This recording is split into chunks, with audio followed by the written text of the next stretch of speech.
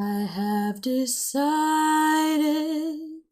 to follow Jesus. Welcome to Search the Scriptures 24/7, a radio ministry of the Berean Call featuring T.A. McMahon. I'm Gary Carmichael. Thanks for joining us. In today's program, Tom addresses the question, what's wrong with yoga in the church? Joining Tom is Caryl Matrisciana, producer, director, and writer of Yoga Uncoiled. Now, with his guest, here's TBC Executive Director Tom McMahon. Thanks, Gary. Our topic for today, as Gary mentioned, is yoga. We're particularly concerned about the influence it has had upon Christians here in the U.S. Our guest to discuss this subject with us is Caryl Matrisciana, the producer, director, and writer of Yoga Uncoiled, which is without a doubt the best documentary on yoga from the perspective of biblical Christianity that I know of. Caryl, welcome to Search the Scriptures 24/7. Thank you, Tom, for having me as a guest. I'm really privileged. Thank you indeed. Well, Caryl, I know, but maybe our listeners aren't aware, you have produced dozens of other documentaries, the subjects of which, well, we could do a month of programs. And seriously. Yep, I think I'm almost at 80 documentaries. Wow. Well, the Lord willing, we will get to some of those in the future. But for this two-part series, I want to zero in on yoga. Now, let's start with real yoga and work our way up to the homogenized version that's popular here in the West. But first, Caryl, tell us about your background in India growing up with real yoga. I was so privileged to be born fifth generation in India. My father went out in military service and my grandparents before him and all sorts of different aspects of British military colonialization. And so, honestly, India is my home. I love the Indian people, the Indian culture.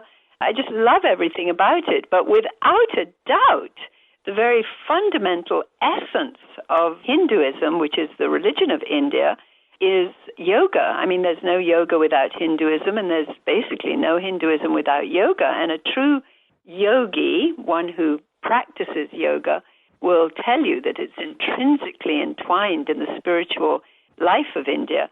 You know, a lot of people don't realize that there are lots of religions in India. I mean, when I grew up, I had Muslim friends and I had Christian friends, and there are Buddhists and Hindus. So all religions are available in various different percentages in India. And interestingly enough, the Christian culture there has also involved some of the mystic aspects, the sort of idea that there is a type of syncretism that we can learn from all religions. So I think the fundamental thing with Hinduism is that it's very syncretistic. It's that all things, all paths lead to God.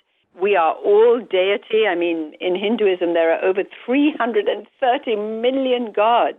Growing up in India, I was very aware of the deity or the divinity of everything, in the sense of that trees had to be respected as divine, and there were rat temples there. And, you know, here in the West, we look at the rat as a sort of little rabid, poisonous creature. But there are actually temples for the rats. Cow, of course, is considered sacred. The monkey is considered sacred. There are monkey temples. So there is a huge respect of life. And the idea at the very concept of yoga and Hinduism is that we are all sacred. We're all innately divine in the sense of within us is divine potential of fire, spark, and so we have to respect one another as a sort of divinity. Caryl, let me jump on that just for a quick second here. You see, what you're describing, boy, it just sounds ideal. It sounds perfect. It sounds like if these things were implemented, and you're talking about temples to rats, temples to monkeys, and so on, you'd think, wow, this would work out in a way that the land would be just beautiful. Now, speak to that for a minute, would you please? Well, I think that's the shocking part of it, that the spirituality, which does call, by the way, it does say that all reality is Maya or illusion, that what you see isn't really reality. So there are incredible mind games that are being played. So when, for instance, I'd go to school, and one time I remember there was a dead body in front of me on the sidewalk, and, you know, you had to walk around this dead body on the sidewalk, you didn't acknowledge it because there is no such thing as acknowledging something as cruel or ugly or desperate, because really that dead person in front of me, their suffering was a result of their karma or what they had done in past lives. So you just left them. And the much, much lower caste then, that is a group of people that aren't even born into any type of acceptance within the Hindu culture, then come and take this dead person away because they're the lowest of low people. So there are horrible extremes of extreme wealth, extreme beautiful palaces, lavish clothes, and then the extremely poor, garmentless people walking around. But you see, none of that in a strange sense is meant to be reality. So I have to tell you, Tom, I grew up in India for 20 years. And for 20 years, I absolutely had to acquire a type of apathy to the cruelty around you because nothing makes sense. Hinduism embraces the god of confusion. So there is confusion is seen as deity, darkness is seen as lightness, lies is seen as truth. So it's a very confusing and complex philosophy. Right. And you just have to sort of remove yourself from it. And so the idea that all is unity and even what you see, the ugliness of what you see as divinity, is very strange because I remember as a child being attacked by a madman. I was about 15 years old and walking along the sidewalk, and this naked, very dirty, smelly human male, grunting like a sort of dog, he was actually on all fours, jumped up at me out of the gutter and absolutely terrified me and started grunting and all over me, and it was very, very scary. And the friend that was with me kicked him off, which is a horrible way of treating a human being, to kick them off you and fight them off a little 15-year-old child. But then, this was what was the extraordinary thing, after that, several people in the crowd that had seen this started running up to me in order to touch me because I had been touched by holiness.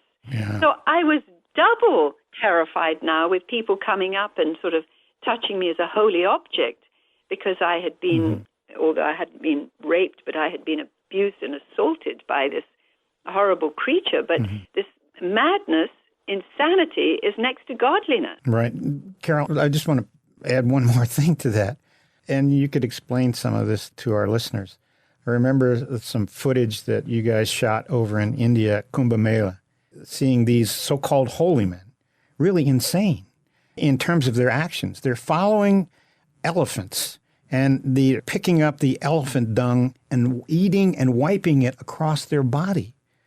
Now, what's with that? Well, you see, excrement, I know it sounds revolting to us, but that is considered holy. Feces is holiness because it does come from the body of deities that, whether they be cows or elephants, are, in a sense, holy. Now, what you've got to understand with Hinduism is it's a religion of rituals. So them wiping themselves are rituals, very much like, and I don't mean to be disrespectful in this, but I was raised a Roman Catholic. And I remember when we walked into church, we put our hands into a vessel at the side of the doorway that had what was called holy water in it. And walking into the church, we put our fingers in the holy water and then crossed ourselves to cleanse ourselves and bring us into a sort of ritual, if you will, a cleansing ritual in order to be able to walk into the church in a cleansed state. So that is very, very similar to the pagan ritualistic coverings or wiping off the dust, like a lot of the people that you were talking about with the crowds that were following Guru or the God-man, the man who had believed to have become enlightened, who had found himself to be divinity, enlightened divinity, who had realized himself as a God-man. The very dust, the dirt on the ground that he walked on was what his followers smeared on their own foreheads and bodies to cleanse themselves, just like other followers I saw actually catching the urine of the God-man or the Guru, the enlightened master, and drinking it because that supposedly purified their insides, realizing that they see all of that as divinity. Now, Caryl, at the beginning, you said yoga is Hinduism. Without yoga, there is no Hinduism. Without Hinduism, there is no yoga. Now, I want to pin down Hinduism. Obviously, we don't have a lot of time, but let's just talk about some of the basic beliefs. We addressed some of the manifestations, some of the so-called fruit, or really unfruitfulness of Hinduism. But what about some of its basic beliefs? You mentioned, well, reincarnation, transmigration. Explain that a little bit for our listeners. Yes, well, you see here again, because all is everything, because all is unity and all is divine and humanity is divine, what we've got to do, Tom, if you're a Hindu, a believing Hindu, is you've got to change your consciousness to embrace the insanity of these statements. And in order to embrace that, you've got to go through a discipline which is called yoga, which is the practice of changing your mind, transcending the illusion of this world, escaping from what you actually see so that you can become into a sort of transcendent, tranquil, stilled mind. In fact, they call it stilling the mind, be still and know that you're God. But all of these things is a sort of escapism of ugliness or the materialism of the world so that you can come through some realization of an ultimate reality which supersedes everything, which actually you have to go inside of yourself through various disciplines, through breathing, through repeating the names of the gods, through doing various poses or asanas or positions of various deities. And all of this is part of yoga, even though the West thinks that there are lots of different yogas. They're actually all different practices, if you will, within the school of Hinduism that you have to transcend everything. So they're just all different aspects, like there's karma yoga and bhakti yoga and jnana yoga, which is the yoga of knowledge. These are all different aspects, Raja yoga. Right, hatha yoga. Different aspects of the same thing. So when you ask the question about how does reincarnation fit in with it, suddenly that seems to be, oh my gosh, what a strange concept that is.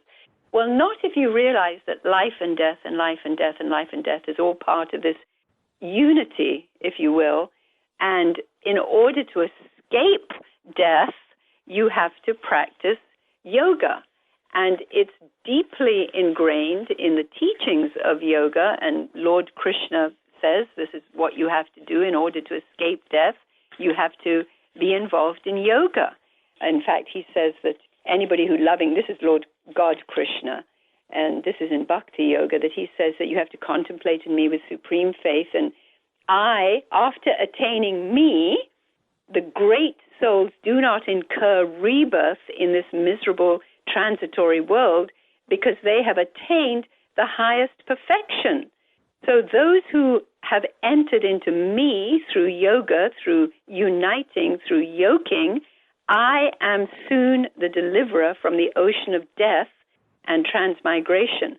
So it is truly believed that if you practice yoga, you can bypass death.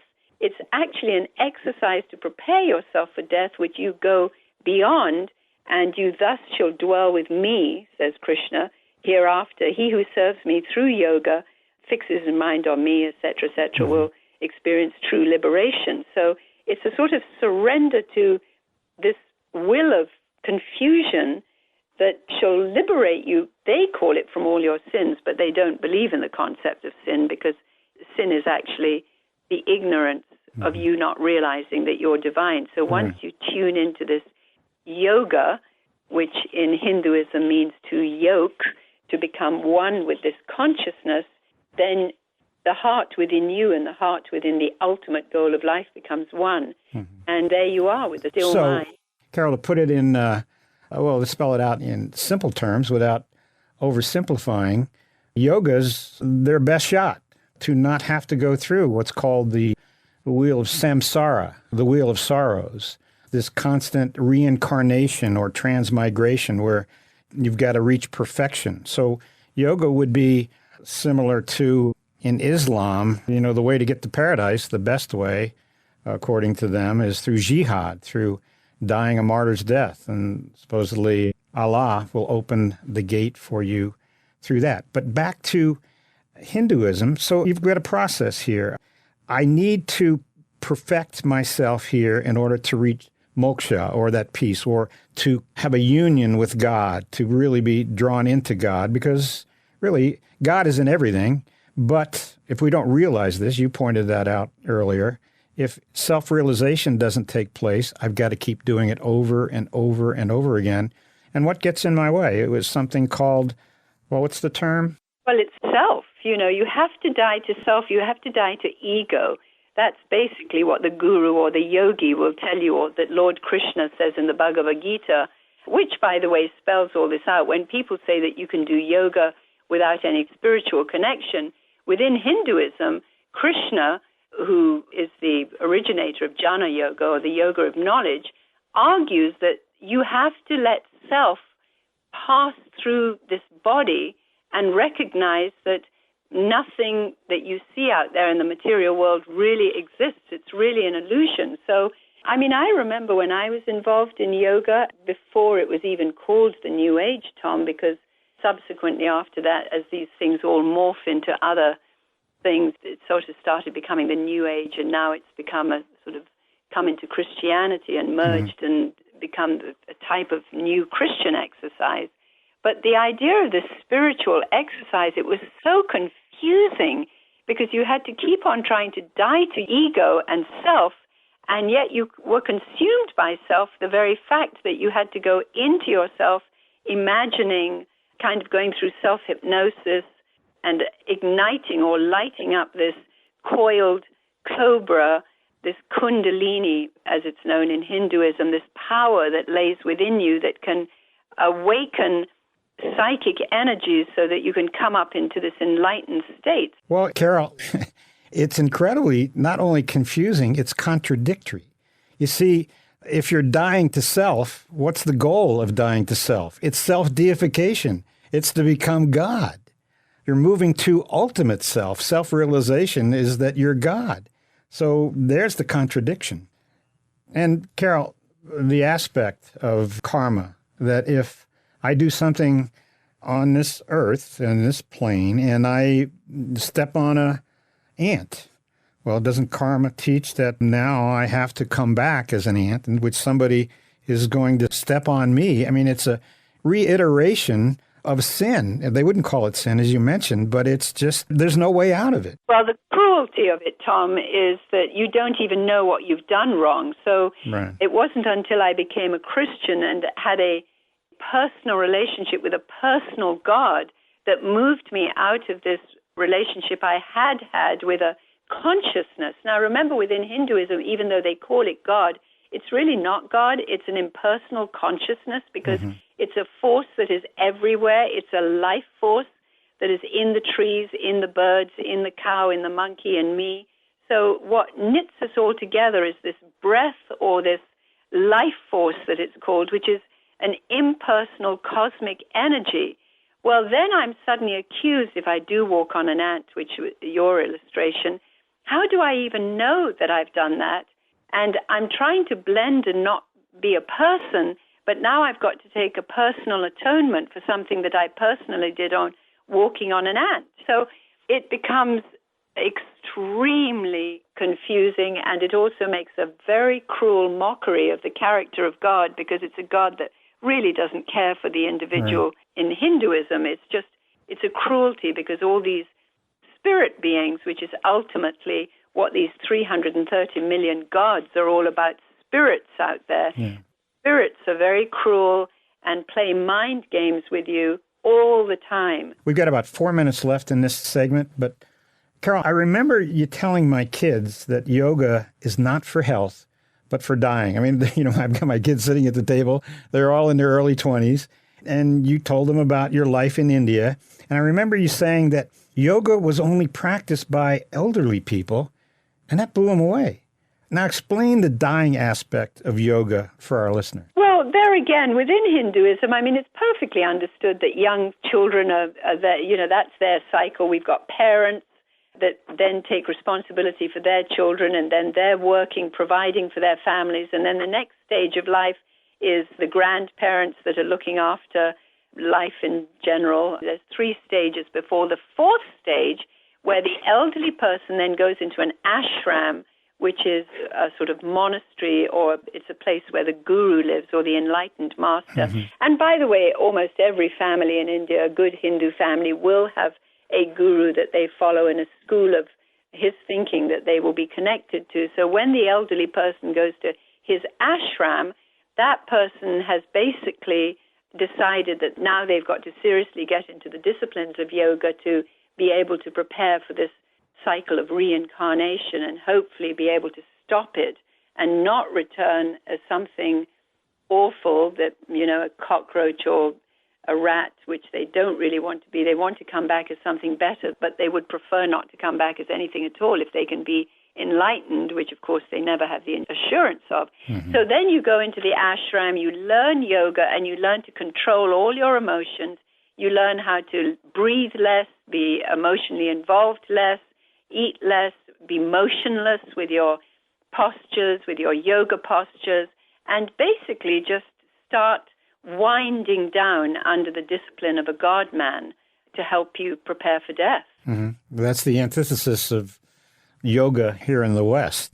Now, we're going to get to that, the Lord willing, in our next program. But, Caryl, we've got about a minute and a half here. You mentioned Kundalini Yoga.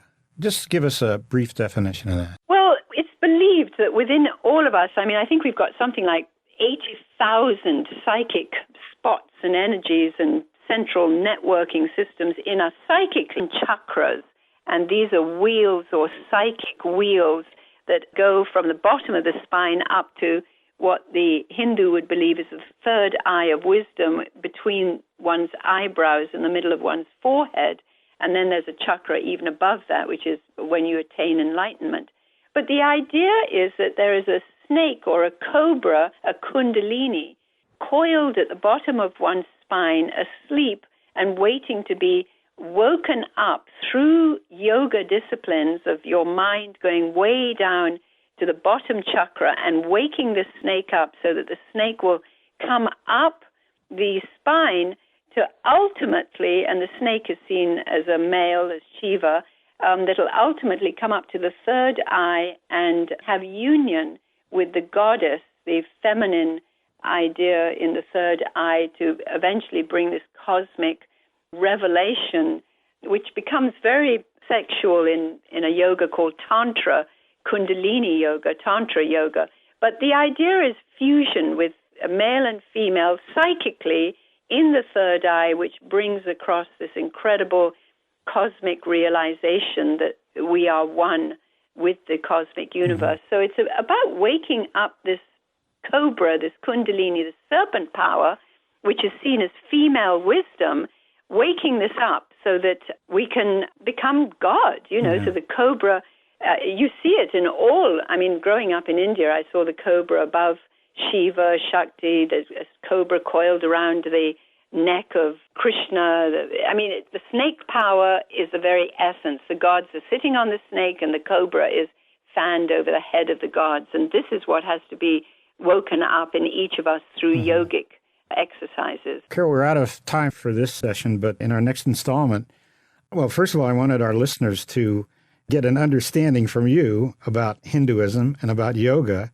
And now the question is, how could this possibly come into the church? And I'm talking about the evangelical church. Well, we're going to cover that, the Lord willing, in our next session. Thanks, Caryl, for being with us. Thank you so much, Tom. I have decided to follow Jesus. Please visit our website, thebereancall.org, to access our radio archives going back to 1999 and our newsletter going back to 1986.